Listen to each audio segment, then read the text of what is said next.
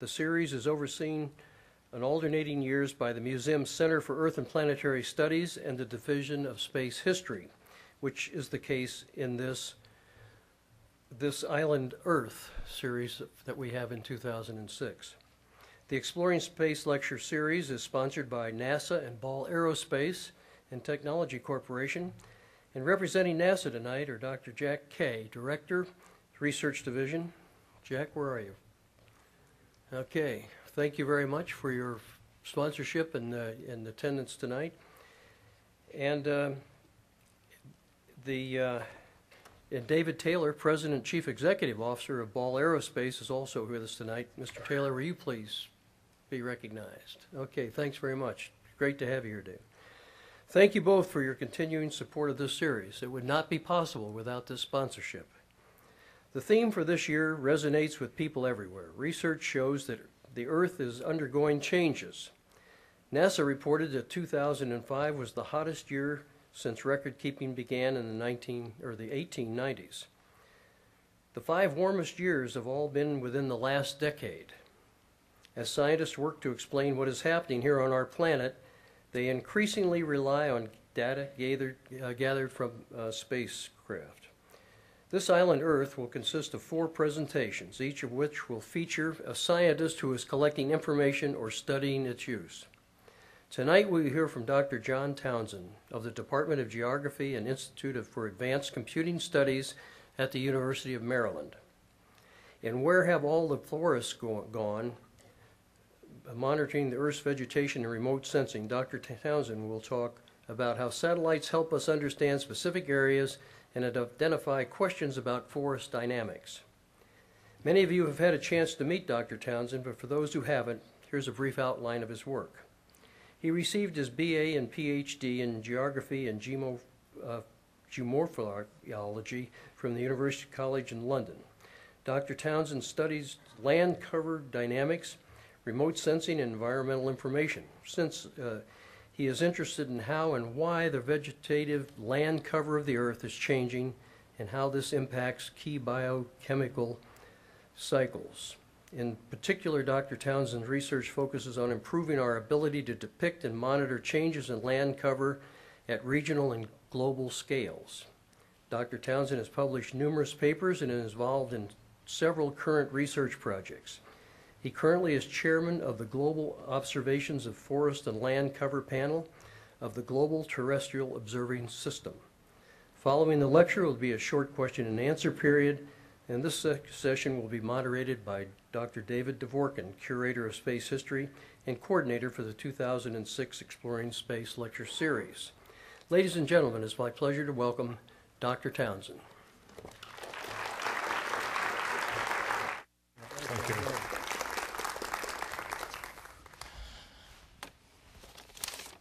General Daly, ladies and gentlemen, colleagues, friends, family, thank you very much for the opportunity to speak at the Air and Space Museum.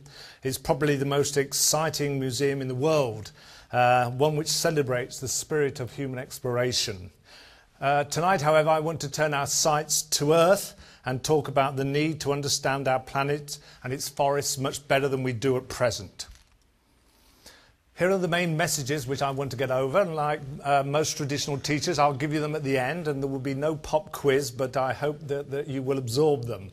The main messages are that the world's forests are rapidly changing, and because of this, there's the high importance of reliable information on forest change being available. I want to talk a little bit about the significance of fire in transforming forests, and then to comment on the inadequacy of how we currently estimate what is happening to our forests. We do have many of the capabilities we need to monitor change, but we still need better observations, and I'll try and outline what some of those are. But we don't need just to collect observations, we need to make sure that the products, the information which we get from those data are made available, and this will lead into a short diatribe on the importance of appropriate data policy. Then penultimately to talk about the significance of conservation and protected areas, and finally to say a few words about climate change and forests. And here are some of the areas which I'm going to be referring to, and we're going to start off in Paraguay and just see one particular area which is changing very dramatically.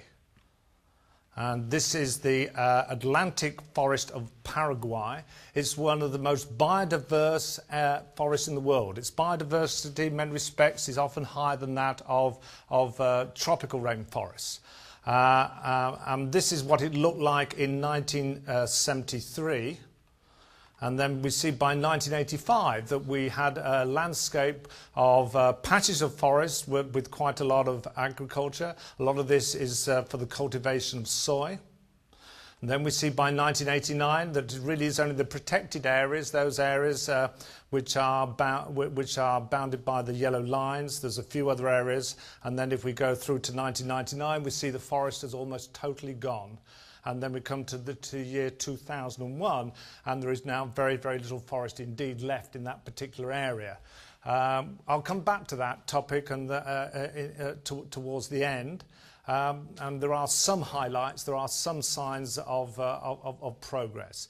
If we move immediately, however, to the west and we go into the Chaco, an area of open woodland, we see this area which is being transformed by Mennonites predominantly.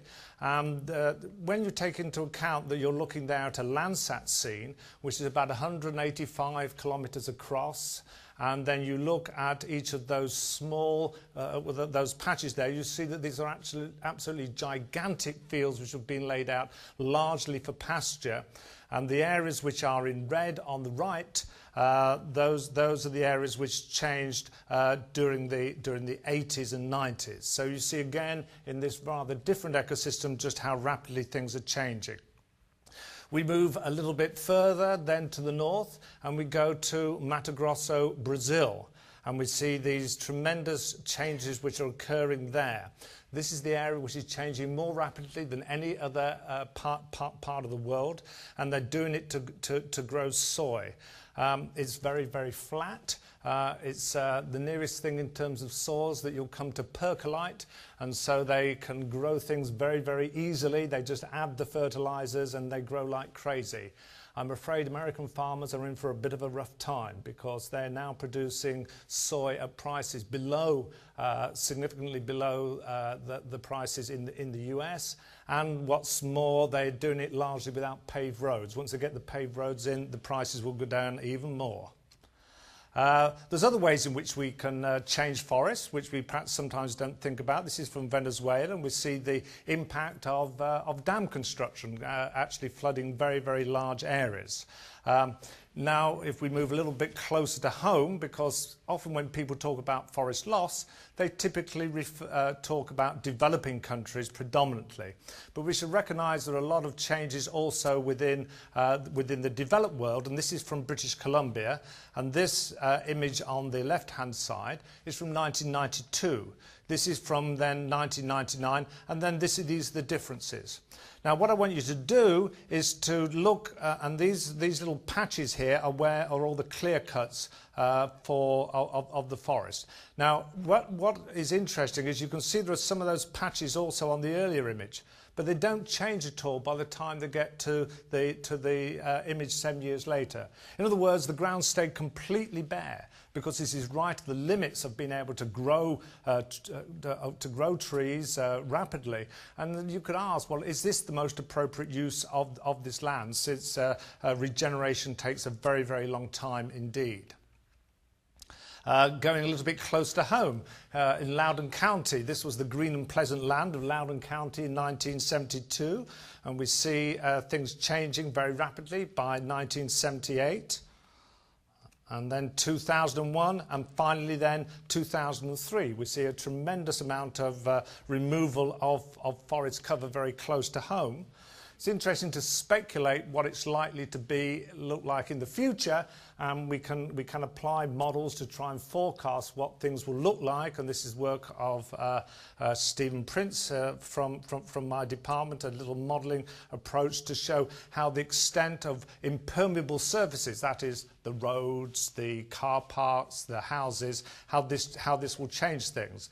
And you can see what's likely to happen over the next 20 to 30 years. It's going to be a pretty densely populated area, and in the meantime we will have removed many of the forests in that area.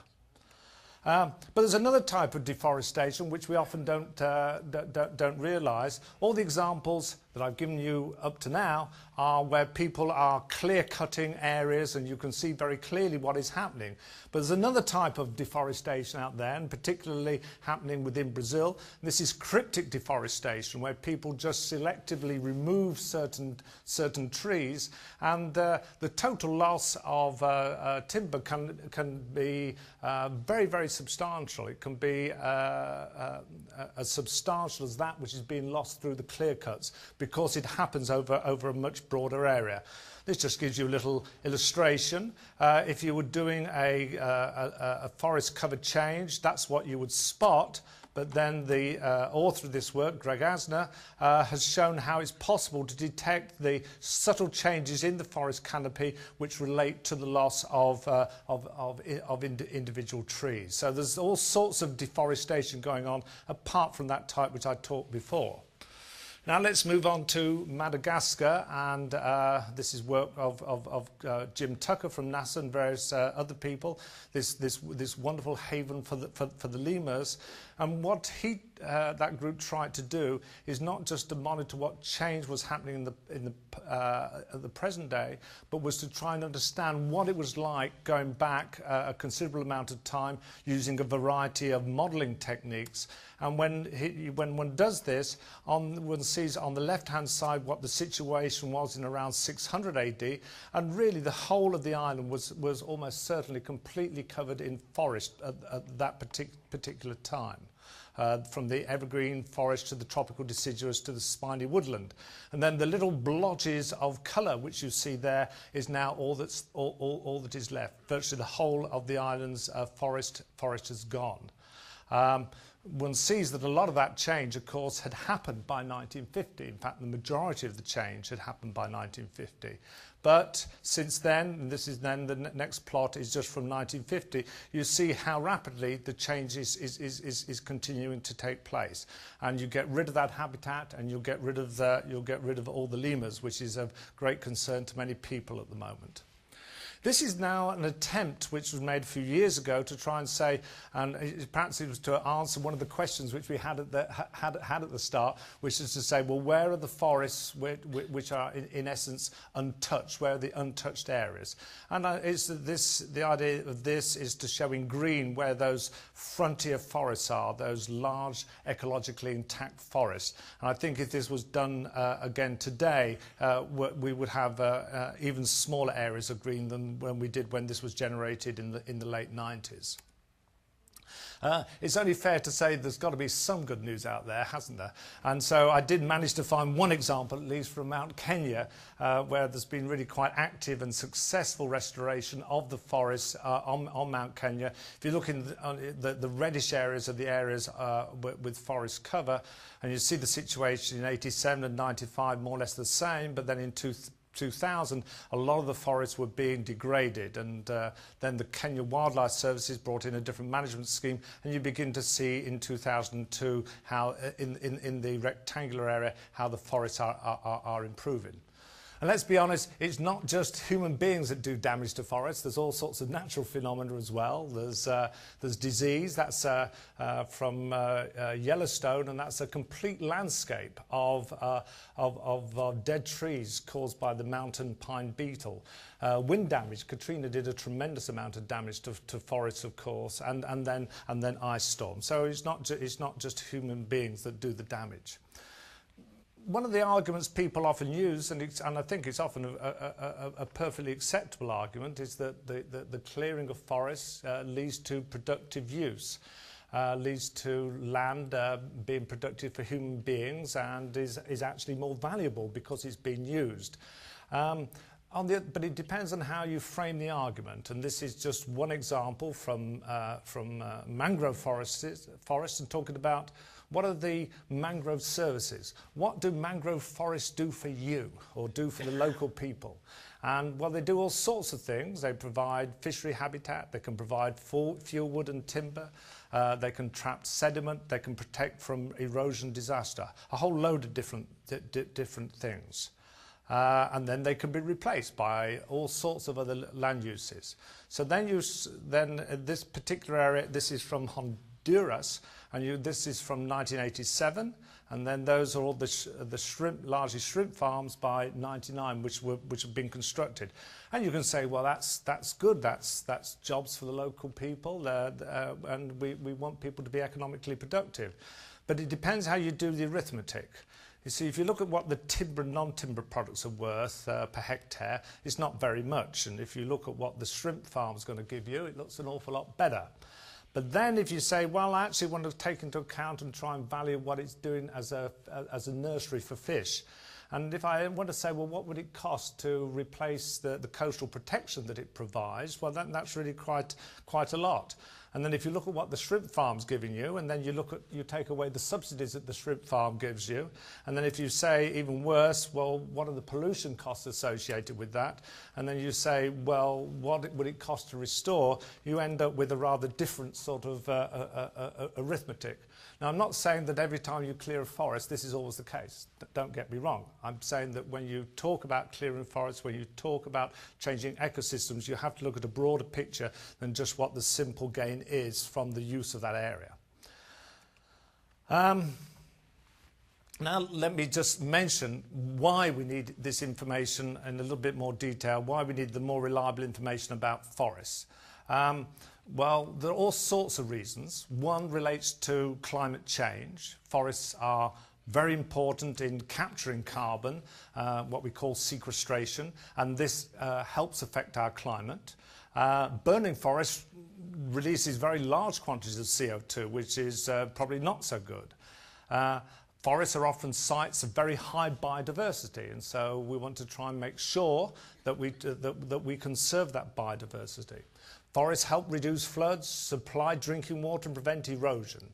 Also, there's a whole range of international agreements which our nations sign up to, or at least they sign up to some of them, and we need that information so that nations know they're keeping to their international agreements. And then finally, we need that information to support sustainable development in terms of natural resources management.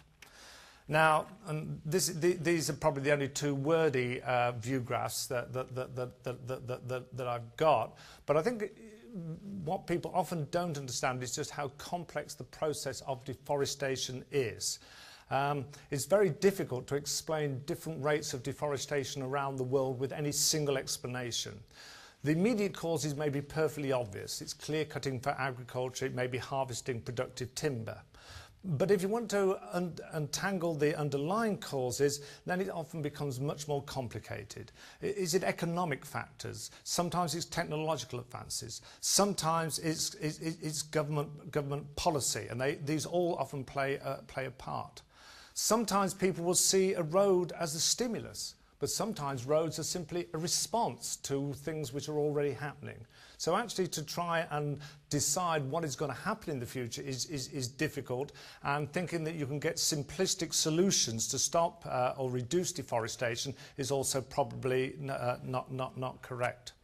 Now, there's all sorts of causes of deforestation. I've just decided to pluck out one because it's spectacular and because it's increasingly important, and that's one of the immediate causes, and that is and those are fires. Now, you've got to get your eyes sorted out. This is Vietnam going round to China, and that's that coastline there. And this is an image from one of the NASA satellites, and every red blob is a fire. Right? Every single red blob is a fire on that one day, on the 29th of March 2005. These are fires in Siberia in August 2005 with massive smoke plumes, tremendous exchange of matter between the biosphere and the atmosphere. This is a sequence put together by Chris Justice and his group showing the distribution of fires, and you need to follow down on the bottom going through the months, showing the distribution of fires both in forest and elsewhere. And it's a sort of remarkable image which shows how the, if you like, the fires are almost organising themselves. I always look at this and say there's an awful lot of geography in that, right? There's an awful lot of spatial distribution and systematic variations through time. Now it looks then as though the whole of the South Africa is burning, and of course it isn't. The blobs just go together. But it's truly remarkable how common fires are. Fires are often looked as an exception, a disastrous event. The better way to look at them is they're absolutely integral to the functioning of forest, to the functioning of ecosystems. Then if we, for a given year, try to look at the total area which has been burnt, we see really quite a substantial fraction of the planet has been burnt on any given year. This is from colleagues in Europe, and showing the distribution of burnt areas. This is showing the distribution of burnt areas in between 2000 and 2003. That's bigger than Belgium. Right? That was one giant burn scar, right? And one of the things people are concerned about for the future is that with the changing climate, perhaps such mega fires might become much more common. That's not the whole fire, that's the burn scar, that's the result of the fire occurring over many, many months. One of the things which we're trying to do at the University of Maryland is to use the satellite data, not simply just to show us where the fires have occurred, but to understand what the severity of the burn was, because it makes a very big difference depending on whether you're dealing with a fire such as this, which has had relatively low impact, down to this one, which has had very major impact. And what we find, in fact, is that depending upon the intensity of the burn, so that the subsequent vegetation which may grow may be very different. If you have a stand of black spruce, then if you have a relatively modest burn, the black spruce will come along afterwards. You have a very severe burn, and suddenly you find you've got deciduous trees, aspen and birch will tend to come in. So the intensity of the burn is not only important in terms of management, it's also important in terms of the ecology. And fires also have a considerable impact elsewhere. I've got to be so careful because Joran Kaufman's in the audience and he knows so much more about this than I do. But this simply just demonstrates the movements of aerosols, and showing that when the fires occur in Brazil, this has a continental impact and eventually a global impact. The gases, the aerosols, they go right round the Earth eventually. And then this is just a demonstration of work which is going on to try and use geostationary satellites in order to monitor change. And one of the reasons for doing this is because when you burn forests, it is not very good for your health. And so people are getting increasingly concerned to be able to forecast the distribution of the plumes, apart from the scientific interest in this as well. So next question is, well, do we really know how forests are changing? We can see they are changing, but do we have a reliable overall view of this? This is from the recent Millennium Ecosystem Assessment, and all the areas in red show a net loss in forest. And you see these things, and it's not that it's completely wrong, but it's a diagram, it's a representation. It's not that accurate because we simply have not extracted the information we need to do. But we do know that we're losing a lot of forest. This is a whole range of different ecosystems, but you can see of the total habitat which was there. These are approximations about how much has probably been lost. But then when we start to look at different people's forest maps, we start getting worried. These are different versions of forest distribution. And you can see different people think that forests have very different distributions, and there's actually quite a lot of disagreement about of their extent. And in part, one of the reasons why there's often big arguments about how much forest is there, and believe you me, there are big arguments. It depends a lot on context. country at the top, that's the Democratic Republic of the Congo, and boy do they have a lot of forest. They have an enormous amount of closed tropical forest, and so which is the dark green area, and then they have a lot of open forest. They don't even bother to count this in their statistics. They don't even bother because they've got all this other closed canopy. Supposing you're in Namibia, right, and you have very little forest, that scratty bit of forest up in the north, that becomes very important to you, and so then you report that as forest. So people in different countries are actually reporting their forest cover in very different ways. And unfortunately, the main way, one of the main ways in which the Food and Agricultural Organization, which has the main responsibility for collecting official statistics on forests and deforestation, is they largely rely on the statistics from countries themselves. And people define forests in different ways, and they have different capabilities. And then below there are some of the major criticisms of the report they made in 2000. And interestingly, Canada reports exactly the same area of forest for 1990, 2000, also 2005. There's not been a single bit of change in forest cover in Canada. Do you believe that? Well, I sure don't believe that. So these statistics do have real problems, and it's in part because of the very varying national capabilities, it's the availability of remotely sensed data, and it's because people use these very different definitions. So we can look here at different definitions of forest cover using, again, a product from the MODIS sensor, one of the NASA sensors. And this just shows, if you choose to take different definitions, how the world's forest distribution changes. And so let me see if we can get that going again. So we start off with the 10% cover, and believe it or not, that's what the FAO says, that's all you need to make a forest, is 10% tree cover. That isn't very much. That makes Washington, D.C. a forest by that, but from that point of view. But nevertheless, that is what the nations of the world decided to do so. When we come along to about 30-40%, that's what most foresters would say is a forest. Right? And if you're interested in closed canopy forests, then it's around the 60 or 70% mark. So that's why there is actually quite a lot of disagreement about just what constitutes a forest. And when you try to bring those data together, you have problems. And then this illustrates just some of the real difficulties that one has, is just that so many countries just don't have the ability to monitor their forests. And it's really very tough for them to do so. One of the members of the cast of thousands, which was on the first view graph, acknowledging the help of so many people in this work, was a person called Didier Divas. He's a University of Maryland employee, and he has an office, lucky fella, in Kinshasa in the Democratic Republic of the Congo. But he's helping people in that country and NGOs to understand just what they have in terms of their forest resources, and also assisting many NGOs as well in that work. Well, I got mad when I heard about those data from FAO, and I got mad because the conclusion which the FAO was brought out was suggesting that forest losses were actually slowing down. And that's a terrible thing to tell politicians, is that the problem's going away, particularly if you think that perhaps the problem is in reverse. And this just summarises the work from Ruth DeFries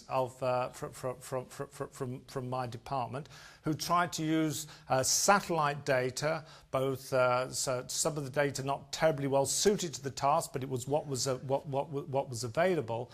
And the crucial thing to get out of this is that it looks as though the forest cover was actually, the rate of decline was actually increasing in the 90s relative to the 80s, not the other way round. And that is really a very, very important distinction. It also has considerable implications then in terms of the amount of carbon which is going into the atmosphere associated with that deforestation. And this is just a simple graphic which shows that for every continent there's actually an increase in the carbon flux associated with tropical deforestation between the 80s and the 90s rather than the other way round. So it does matter that we get this information right. So then the question is, well, do we actually have the right observations in order to monitor the world's forests, to understand them? And this is a brief survey of indicating what sort of satellites we have, what sort of satellites we need. We need a whole variety. We need ones which give us daily overviews of the whole Earth, which give us a broad indication of what's happening. But then we need satellites like Landsat, which gives us far less frequent images, but much more detail. And then we even need the very high resolution satellites, which will give us a very, very detailed look, but only for very small sample areas. Then the question, as I say, do we have these assets that we need? And I apologise for the ugly name of GOFSEEG, Global Observations of Forest Cover, always gets people stumbling over it, inevitably. But this is a panel which tries to work together in order to define what is needed and to try and persuade people that those changes should be made. And what we've done is to define various sorts of products, things which we need, types of data. And what this attempts to show is on the left-hand side you have the products, and then these are the various stages from specification through requirements, through algorithm development, till you get an operational system. And it's colour-coded in order to indicate whether since the late 90s, whether we made a lot of progress, a little bit of progress, or no progress. And you can see we're making some progress. Unfortunately, few of them have got to the stage where they're really operational, that is, with a very, very long-term commitment, but things have improved a lot. That's for the coarse resolution as from MODIS, and then from the Landsat type data, things are a little less satisfactory, we made a little less progress in terms of where we want to be, but nevertheless some progress is certainly taking place. And if we look, this is a timeline looking at the data for the coarse resolution systems, and we seem to be in good stead. Somehow or other we persuaded the meteorological agencies that they really should have the spectral bands, which we people interested in land cover are also interested in. And if you have your sensors which are for weather forecasting, it means that you have them forever. Because that is the true operational requirement. So we seem to be fine there. We're not so good when it comes to Landsat, I'm afraid. Landsat's wonderful. But what's happened is that, unfortunately, Landsat 7 is only limping along. There's real problems. And we're now increasingly relying on Landsat 5. Landsat 5 is a geriatric. Landsat 5 has no right even to be alive. Right? It's absolutely unbelievable. I mean, they're designed with a 5-year lifespan. I mean, it's as though the Landsat 5 is about 300 years old. So it probably will not last that long. And unfortunately, right, the next Landsat probably won't be launched till about 2010. We're almost certainly going to be a gap. And it's a damn shame. And I think the thing which I say at this stage is everybody who's in the business should hold their head in shame. And that goes for me as well, for not making the case strongly enough. It goes for the government agencies. They need to be beat up, and certainly Congress needs to be beat up over this as well. We've all played a part, and we've all made a real mess of it, and we're going to go blind for a few years. This is why Landsat 7 has such problems. It's got these nasty gaps, and the images are really quite difficult to work with. Some people say, well, if they're difficult to work with, should you get rid of them? That's like saying to someone who's got really bad eyesight, would you prefer to lose your eyesight completely? No, you wouldn't, but you wish it were much better. So we are in this very unfortunate position of having to rely on Landsat 5 for a long time, and everybody should pray to whoever they pray to, and I ask that Landsat 5 does keep going, because we really do need it. But we're almost certainly going to have to rely on the satellites of other countries. We have this gap, but what we actually need is a constellation of satellites to provide much more frequent imaging, and I think that should be helped through international cooperation, and there is a new effort called the Group on Earth Observations, which is supposed to do exactly that. So we'll keep hopeful. What I've done on this view graph, and it is fairly straightforward, is I've got a series of different sensors down here, and I haven't really talked about the canopy LiDAR. It's a way of actually looking at the vegetation structure vertically. But what I've tried to do is characterise what are the challenges. Are the challenges technical? Are the challenges continuity ones? That is, Are we sure we've got the satellites going to be flying more or less forever so we don't have any gaps? Or are the challenges distribution? Are we getting the data out to people? And what you can see is the challenges really are no longer technical. We can do these things, right? The challenges are making sure we've got the long-term commitments. The challenges are making sure that we distribute the data. I want to talk now just briefly about getting the products actually to the user, because it's all very well saying that we've collected all this data, but if we don't get the products to the people that need them, then we really have not done our job properly. One particular example I want to talk about, which is again the work of someone I mentioned before, but many other people, are rapid response systems, and that's getting data to people in a very, very timely fashion. So this is a system which has been developed which delivers data, and anybody in this audience can log on to this web page. It's completely open to anybody, and the red dots again show the distribution of fires burning, this time in Myanmar, and that was yesterday, right? And this is today.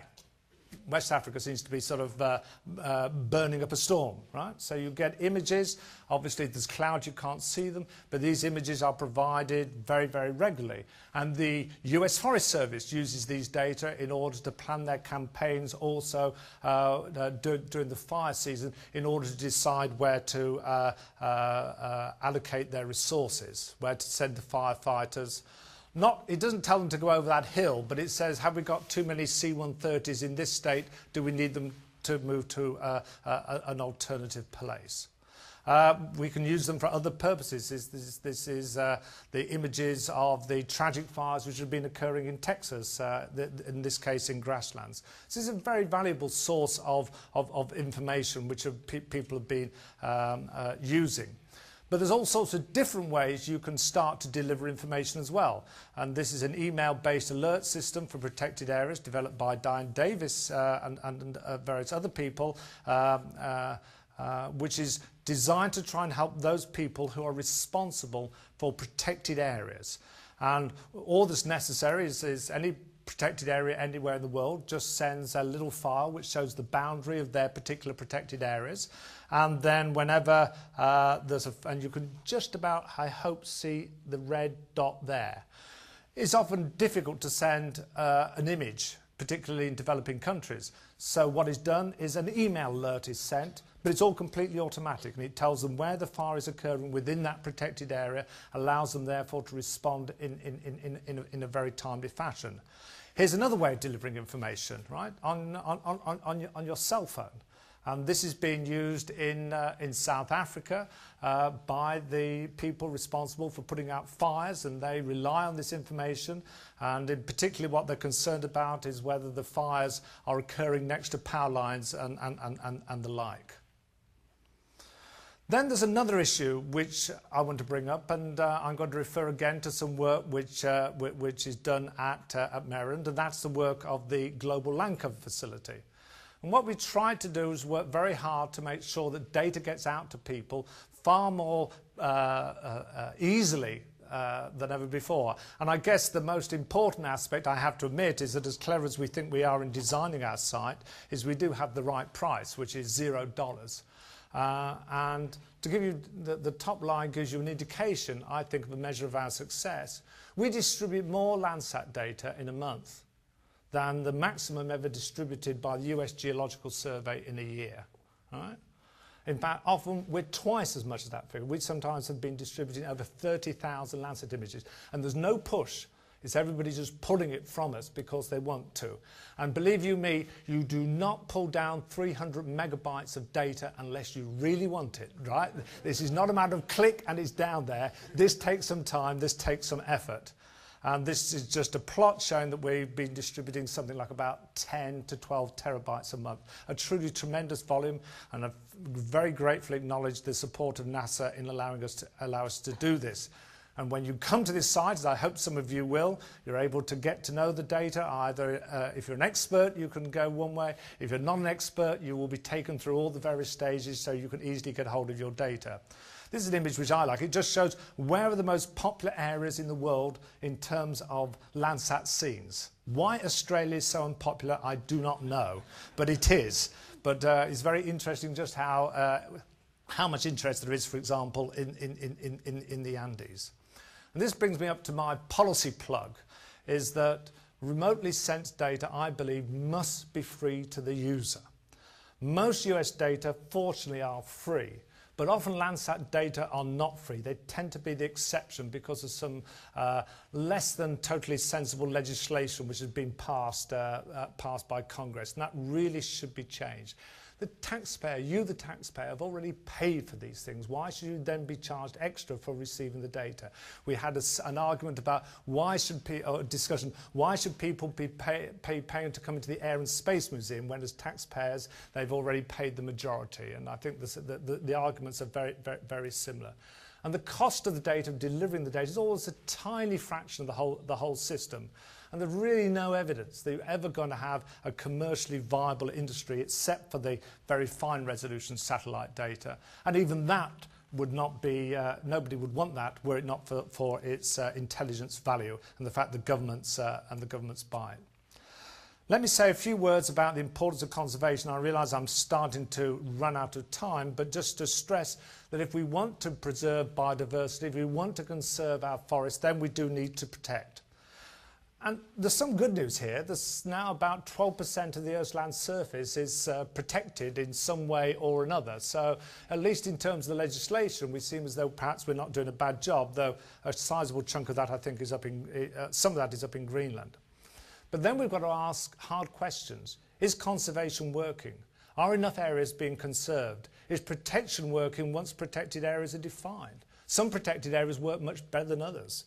Do international agreements really help, or are they just a way of employing people to attend meetings?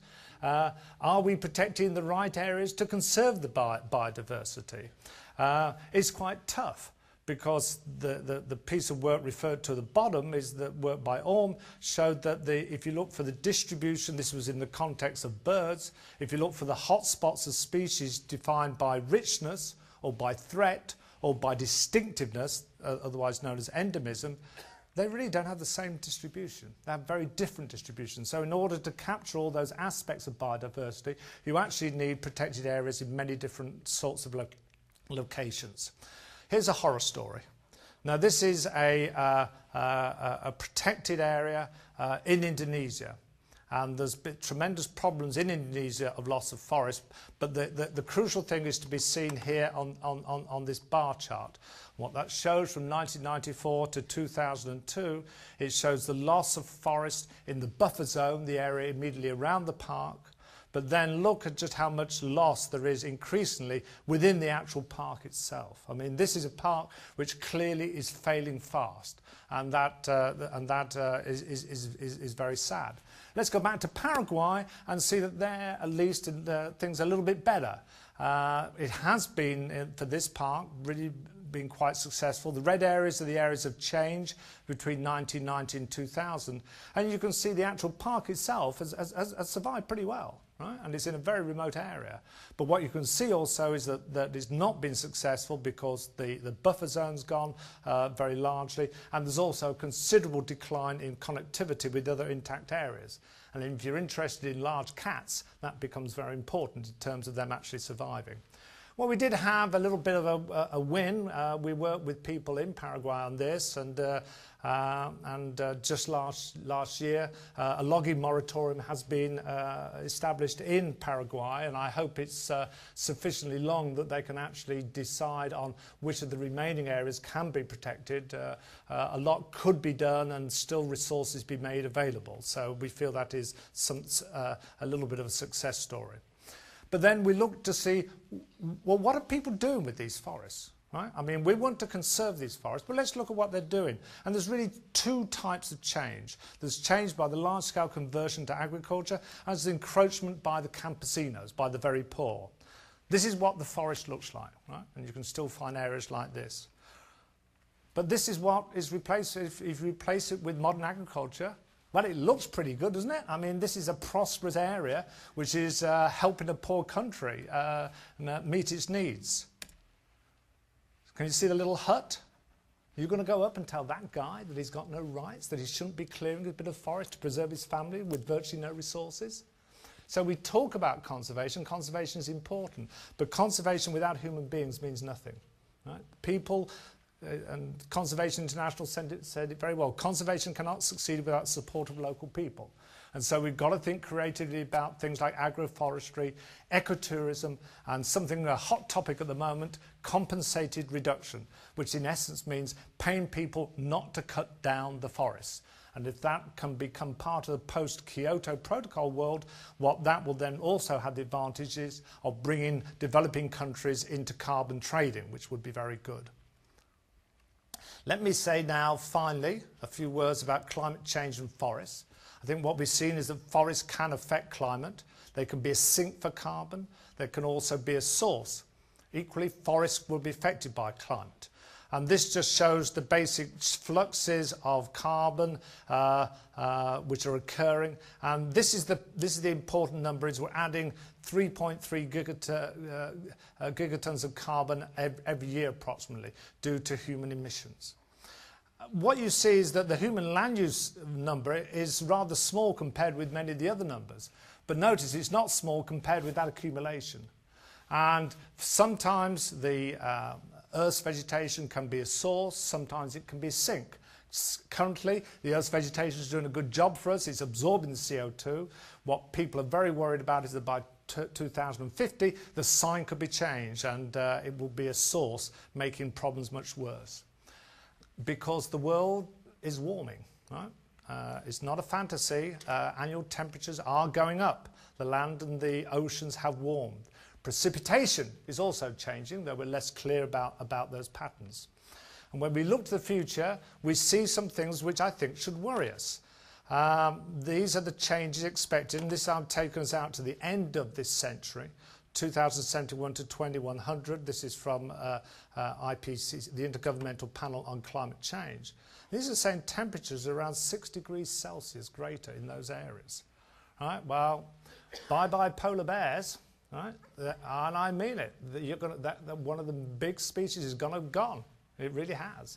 And the way of life of people up there is going to change dramatically. And it's going to change dramatically for us. We will really notice these temperature changes as they come about. This scares me. And this scares all scientists, I think, that are interested. It shows the concentrations of carbon dioxide from the year 1000 and takes us to about the present day. And then it shows the various expected increases, right? And this is the different scenarios are dependent upon what sort of socio-economic future you see and how much effort you make to reduce the amount of CO2 that's going. We go back 400,000 years, and this is going through the glacials, and then look how that's rise, what it looks like then, right? It's going up straight. This is a major perturbation to the Earth system. Right? I don't care, we don't know what exactly is going to happen, but you don't do that to a complex system and sit by and say we can't afford to do anything. We have to do something about this.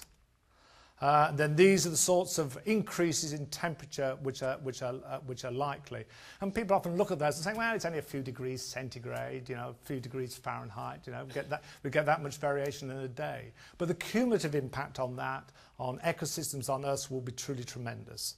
And just to give a small example of the changes expected in the distribution of beech forest. You've got the current range, and then depending upon which particular model you believe in, you see how that's going to change. These are going to lead to very dramatic changes in ecosystems. And the vegetation zones are all going to go up the mountains as well. And some will be able to move more quickly than others. Trees don't have legs. There's a limit to the rate at which they can move. And so there's going to be, again, some very unexpected and some very unpleasant changes. So my concluding comments to you are that forests are indeed changing rapidly, and their ability to provide services for us is declining.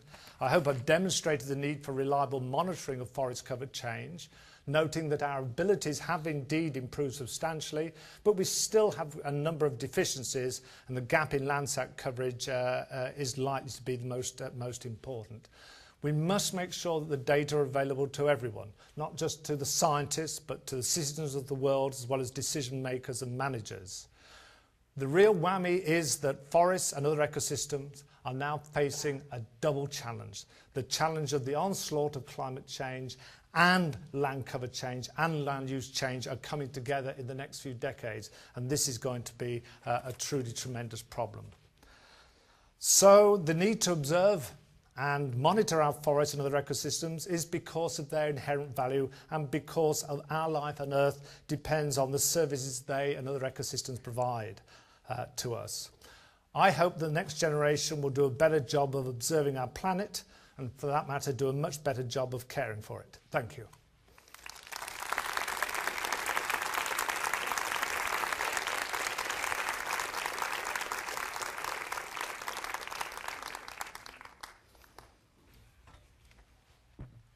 Thank you very much.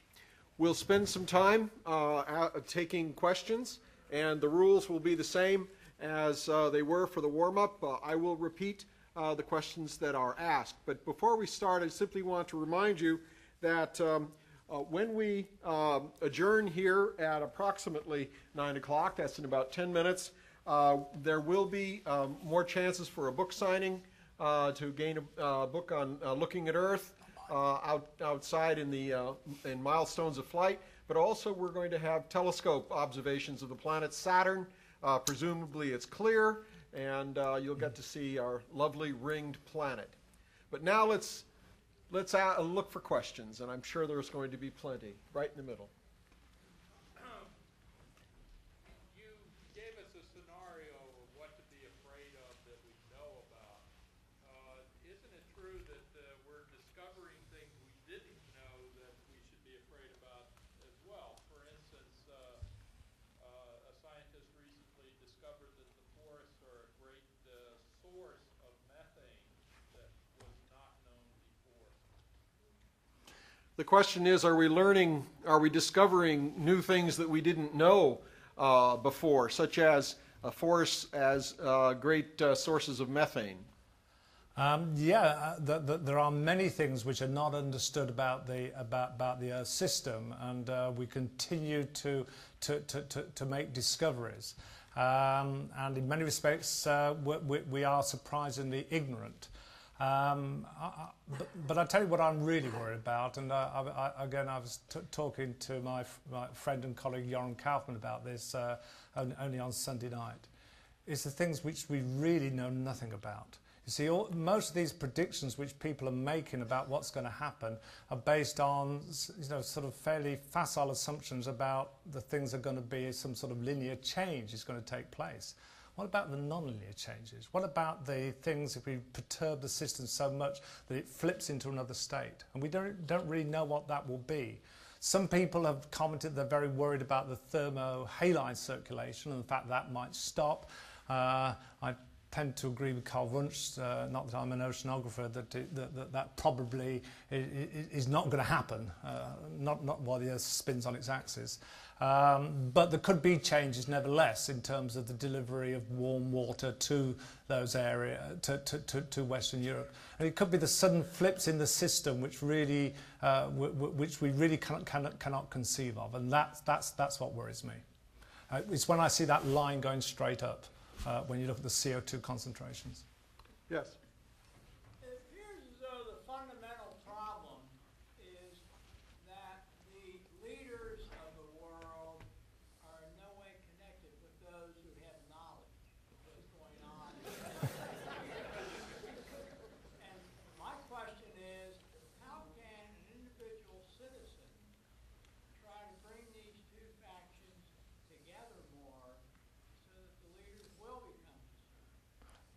How can citizens help to bring leaders together with those who have the data available? I think that is an issue. I assure you that leaders do get bombarded with information. And I think it's more a matter that they are not listening more than the fact that the communication is not taking place. It's interesting if you compare attitudes on this side of the ocean with those in Western Europe. because many of the leaders are very concerned about problems of climate change and have been trying to do things about it and been showing leadership. But the other thing you find is that people on the street are also far more concerned than I think that people are in this country. And I think that until the leaders of this nation hear from many, many more citizens that this is a matter of vital concern and that it really matters to them, and ultimately it matters about how they're going to vote, until we get to that stage, I think they may not listen. But that's, I think, is what we need to do. On the far right. Yeah. Yeah, you talked about deforestation being driven by agriculture. One of the things I wonder about is what percentage of that agriculture is driven by meat production in terms of pasture, but in terms of creating crops for the meat. And if the world decreased its meat consumption, what effect that would have on deforestation? Yeah, you're absolutely right. I mean, I'll repeat the question, though. Okay. Although I'm sure most of you have heard it.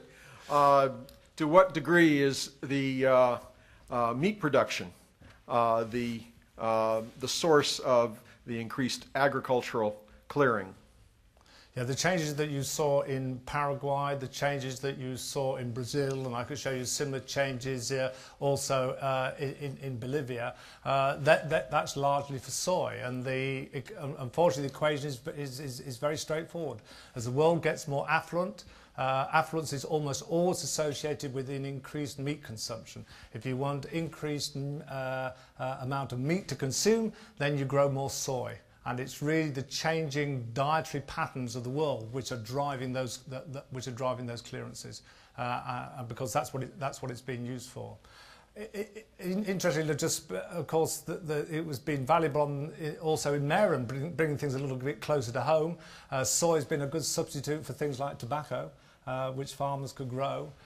When I was in Beijing a couple of weeks ago, there was a headline about the fact that soy imports from Brazil were soaring and those from the US were declining. And it's a matter of price, as I said before. In order to help your cause, or the cause of stopping deforestation, would you and your colleagues be willing to start referring to Earth instead of as it, but as her, like you would any she? Would it help to refer to the Earth as her? I don't know about that. Anything that would help. Let me make it clear that I'm very passionate as a private citizen about what is happening to the world's forests. But I think it's my job as a scientist to bring objectivity and to let people know what's happening and what are the consequences of those things.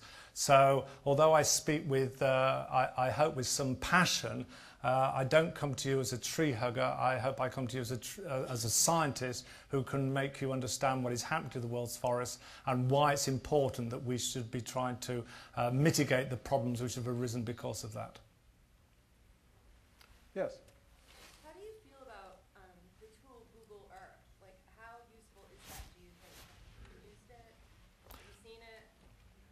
The question is, how useful is the tool Google Earth? Okay. I think Google Earth is absolutely fabulous. I think it's just wonderful. Most of my work is concerned with using the numbers behind the pictures to try and estimate the rates of change. So I can't use it directly, but we're using the same sort of data. One of the reasons why I love it is because if anybody asks me now, what do? I said, well, have you looked at Google Earth? They immediately know the sort of stuff that I do. The question is, what is Google Earth? Okay. Google Earth is a wonderful free tool which you can download onto your computer, which allows you to fly anywhere you like in the world. If you are in most parts of the world, you've got data at around 30-meter resolution. Not necessarily completely up to date, but it's pretty good. For a large proportion of all urban areas, and certainly within the United States, you're down to around, is it 1 meter or 4 meters? It's down to 1 meter resolution. So you can look at your own house I mean, it is quite incredible, and it does fly you around. You've got a little window. I can be at University Park, and I put in Beijing, and I fly away, and then I go zoom down and straight into Tiananmen Square. It is a fabulous means of visualization. It is a fabulous educational tool, because it no longer allows anybody to say that I don't know about the world because I've never seen it. You can see the whole darn world anytime you want. Was there one over here? Yes. There's one over there. Oh. Yeah. Okay, we'll start with that one. And we have time for about one or two more. We'll get you then. Thank you for the presentation. Not to take you out of your comfort zone, but if you were an oceanographer, which I know you must know oceanographers, they rely upon perhaps the same sort of satellite system. In a couple of sentences, what might they be telling us about the status of our waters? What are oceanographers telling us about the status of our waters? With regard to the satellite observations? Well, they'd be able to tell you a wonderful story about our ability now to be able to monitor the health of coastal waters. They'd be able to tell you terrific stories about how they can begin to understand the mechanisms between things like El Nino, the El Nino effect, and ENSO, and how they use a variety of satellites combined with models in order to make better predictions. The oceanographers have got a wonderful story to tell. There was one more question up here. Yes. How are fires integral to the function of ecosystems? How are fires integral to the function of ecosystems? Phew. It's a very good question. Let me try and answer it in just one way, because I could be here all night talking about it. If you look at satellite images of the boreal forest, that's the northern forest, and you see all sorts of shapes. You see lines. Everywhere you see little lines, curves. And when you look at it, you realise that the whole of the boreal forest is a patchwork of areas which have been burned, and then you've got forests in various stages of regrowth. It's a fire ecosystem, right? Without the fire, the ecosystem would be fundamentally different. Another example, if you go to Africa, large areas of Africa are grassland. They're only grassland because those areas are burnt every year, and they're burnt by human beings, and they deliberately set fire to them to try and increase the productivity of the pastures. And so the large areas of Africa whose vegetation would be completely different if they weren't burnt off every year. Okay, I want to thank you very much. You've been a wonderful audience, and especially a wonderful first speaker in our system. Thank you very much. Thank you.